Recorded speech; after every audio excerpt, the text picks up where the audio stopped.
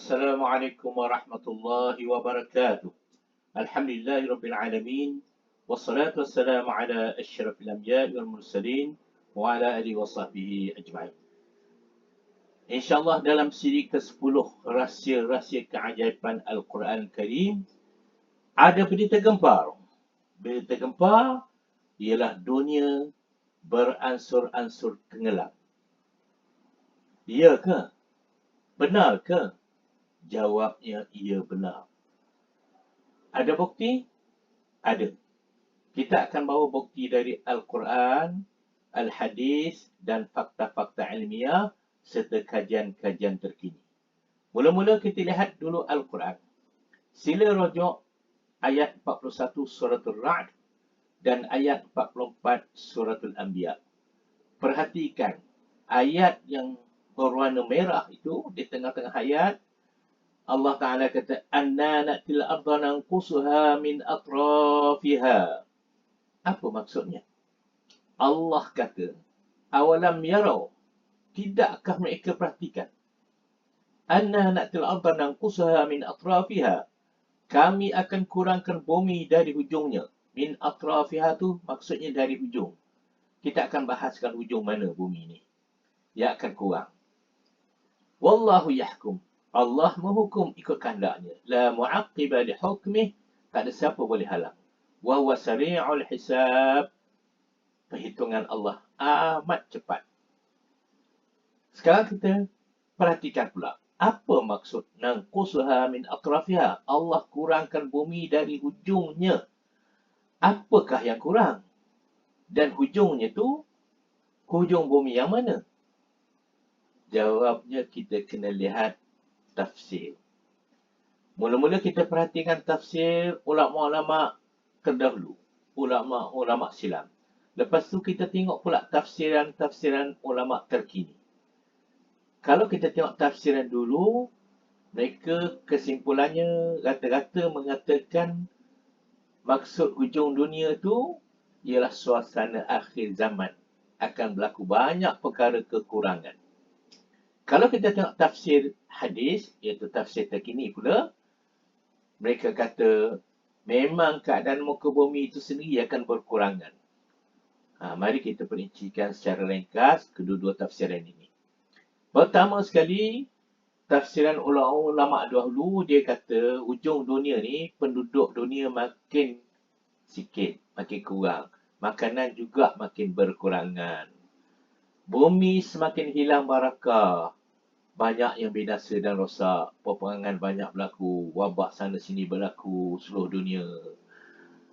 Dan kalau menurut Ibn Abbas pula dia kata, ketika itu ramai para ulama mati. Para fuqaha mati. Orang baik mati. Yang banyak tinggal, kebanyakan orang yang jahat dengan Allah SWT. Kita tengok pula tafsiran terkini.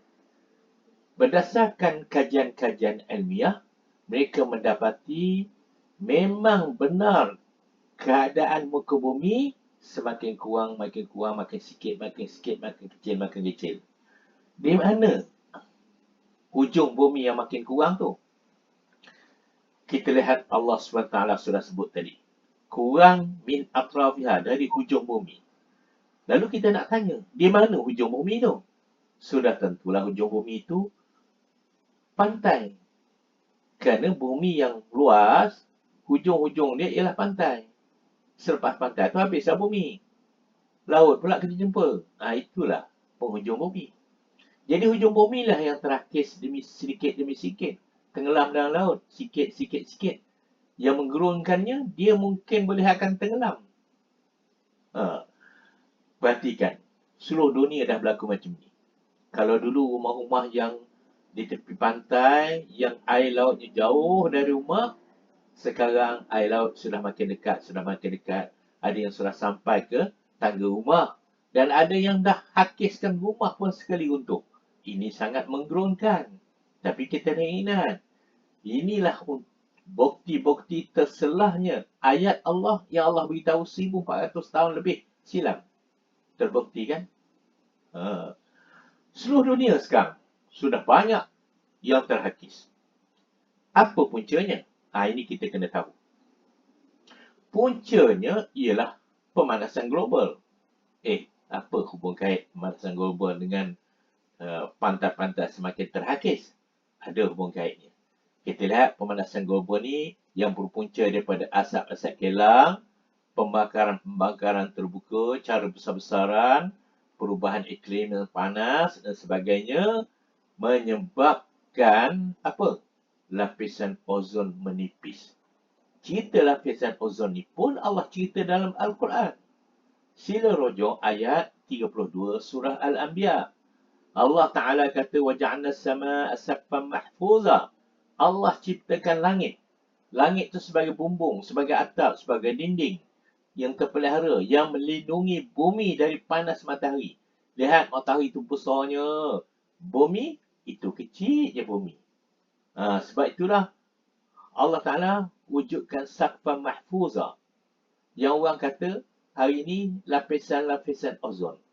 Kalau tak ada saqfan mahfuza ni, nescaya matahari akan bakar bumi. Hangus sekali dengan kita. Kerana apa? Kerana matahari ini Allah Ta'ala sebut sirajan wahaja. Dia panas ni membakar sangat kuat, mencairkan kalau apa yang ada di depan dia. Jadi Allah Ta'ala wujudkan saqfan mahfuzan untuk melihara kita. Tapi masalahnya lapisan ozon ni sudah semakin nipis. Bila semakin nipis, panas makin kuat. Bila panas semakin kuat, apa yang akan berlaku? Kutub utara dan kutub selatan cair aisnya. Bila kutub utara, kutub selatan cair, orang-orang yang faham, yang arif, rasa gerun. Orang tak tahu apa, tak rasa apa-apalah. Kenapa rasa gerun? Mari kita tengok satu-satu.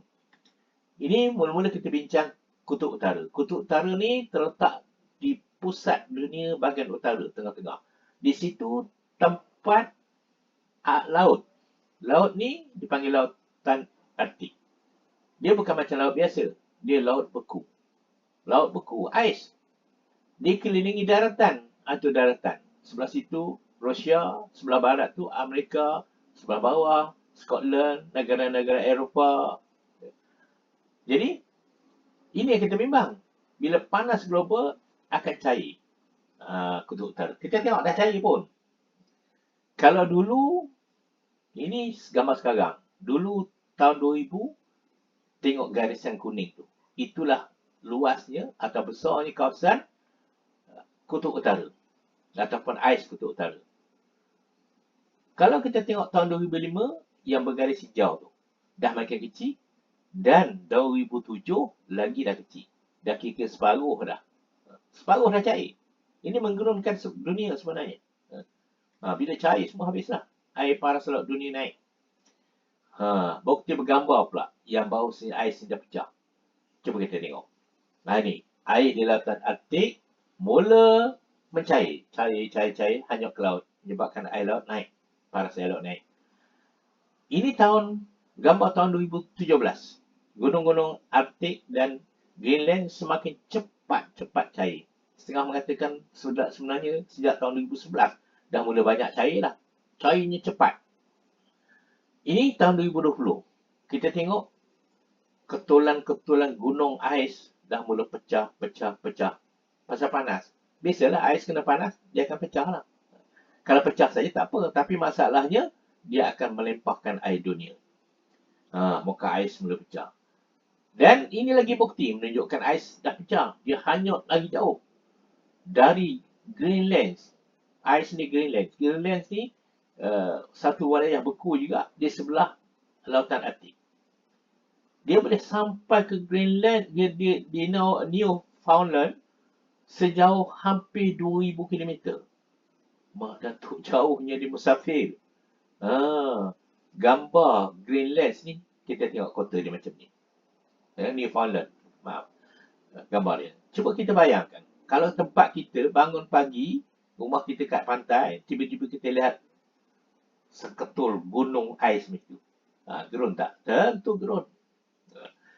Okey. Lepas tu kita cerita pula kutub selatan. Kalau kutub utara tadi, ais dah separuh mulai cair. kutub selatan juga sudah cair. Kutub selatan ni apa? Dia satu benua yang dinamakan benua Antartika. Benua Antartika ni besar.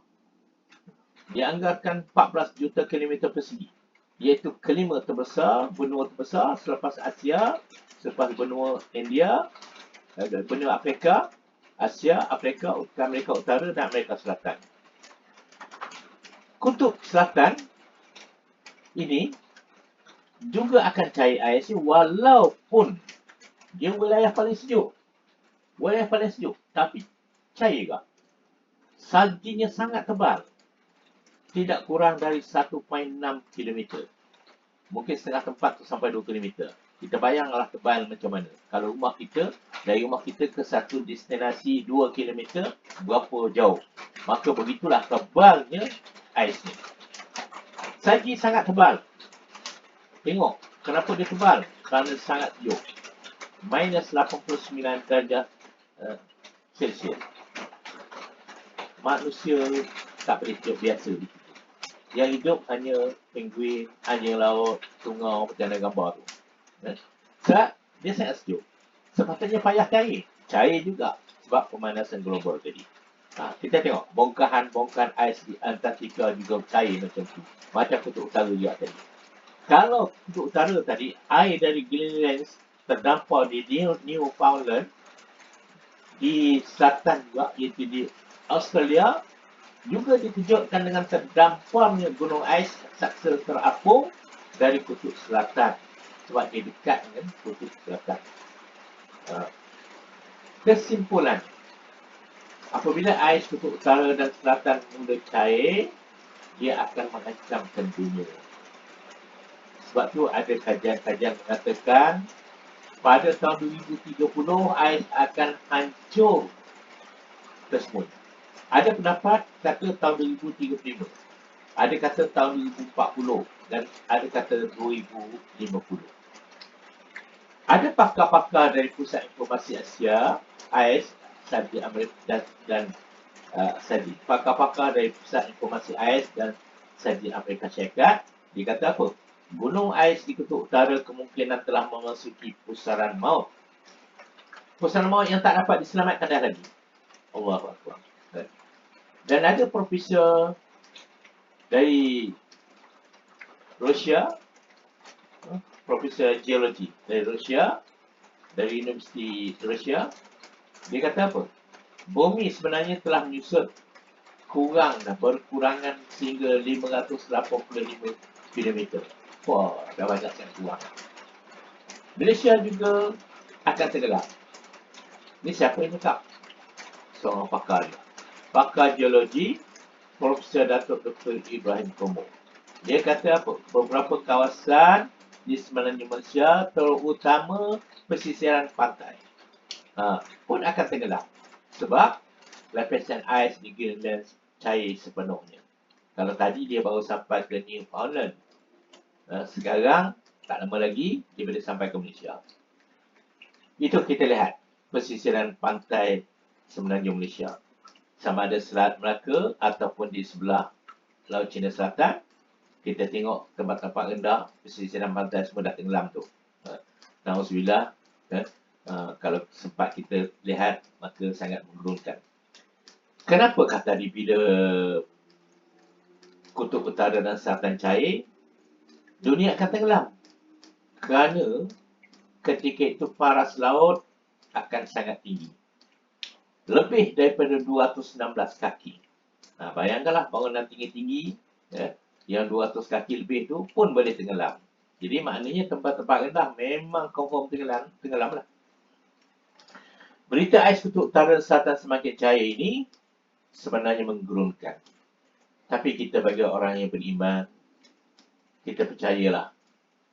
Inilah bukti terselahnya hadis Nabi SAW yang diriwayatkan oleh Huzaifah.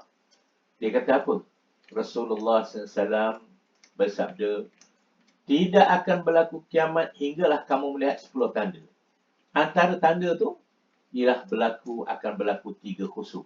Khusuf ni kalau bulan, bintang, bulan, matahari, khusuf ni ialah gerhana. Gerhana. Kalau bumi, Gerhana maknanya hilang lah. Sebab bulan pun gerhana tu maknanya hilang. Di mana? Iaitu khasful masyriq. Bumi timur akan tenggelam. Nabi kata. Kenapa? Kalau secara fakta yang kita lihat tadi, bumi mana yang hampir dengan kutub selatan? Ialah bumi timur. Seperti Australia, New Zealand dan sebagainya. Jadi bila kutub selatan cair, dialah dulu mula-mula yang tenggelam. Begitu juga Rasulullah kata, wa khasfun bil maghrib. Bumi di barat juga akan tenggelam. Kenapa? Cuba tengok fakta. Apabila kutub utara cair aisnya, air laut di sekitar kawasan negara-negara di barat lebih dulu tenggelam. Itu Rasulullah kata, bumi di barat juga akan tenggelam. Dan seterusnya Rasulullah kata, wa khasfun bi jaziratil Arab.